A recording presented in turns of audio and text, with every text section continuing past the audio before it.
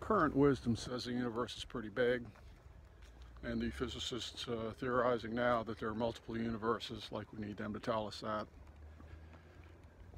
I mean, another idea is that the so-called physical universe actually isn't physical at all, doesn't occupy any space. Space is actually a byproduct of time. So another idea is that matter itself on the atomic level, and there's not much luck at getting down there to actually observe things, it's theoretical, is that it isn't actually what you would call matter at all. It's light being funneled down into perhaps individual black holes where it's in a sense frozen, perhaps outside time, and therefore no movement. So then you could describe reality as perhaps being a sort of duality of time and no time. So the black holes are the no time element. But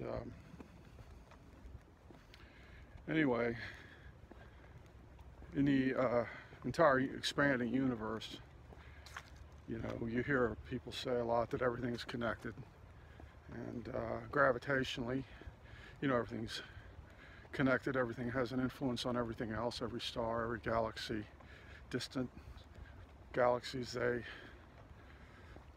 interact, gravitational attraction, light, going back and forth, all those things. And so, you know, I think, oh, you know, the unity of it all, you know, the oneness, the connectedness of it all is so wonderful. And, well, it is, you know, wondrous in a way, I suppose. But what happened if nature, the universe, got tired of that, got bored, decided to create something else?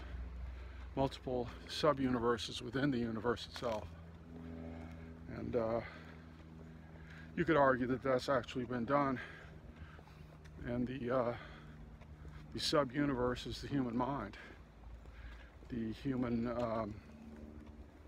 not to limit it to humans, it could be other sentient beings, you know, that basically what's going on in your mind and what's going on in my mind perceptually are completely different.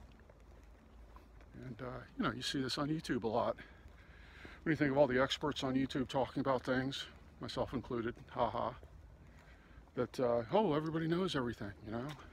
It's like, well, yeah, sure, from your own perspective, yeah, you have all the answers. You think. At least you want your universe to make sense, so you design it, describe it, rather, in a way that is plausible and logical to you. So, where does that leave us all? Stuck in our heads, everyone perceiving things differently. The way I perceive all the universe is different from the way you do, because perhaps you think, you know, the guy in the beard created it all, or you know, you're seeing things from a psychological perspective or a sports fan perspective, or on and on and on and on and on and on. And it's mighty complicated, mighty confusing.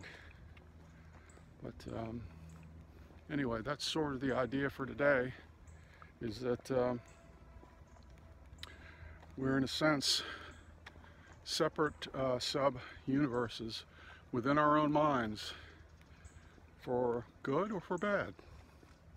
And of course, you know, a lot of the trouble we're having right now is because people can't agree on anything. Hey, my mind doesn't toggle with your mind. There's no, they're not like interlocking in any way. It's like a jigsaw puzzle where none of the pieces fit. So what are we going to do about all that? Flooding.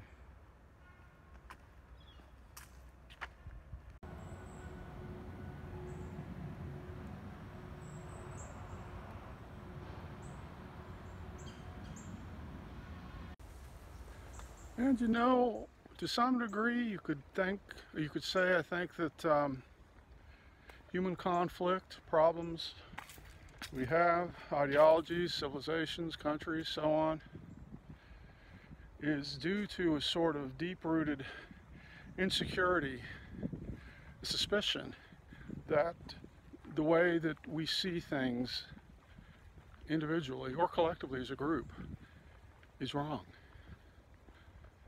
Of course, in a sense, it is wrong. It has to be wrong. So we're not seeing things from a point of view of a creator of the universe, for example. We don't see everything. We see things in a limited way. So anyway, all the problems that we have, you know, they're due to these differences in perspective,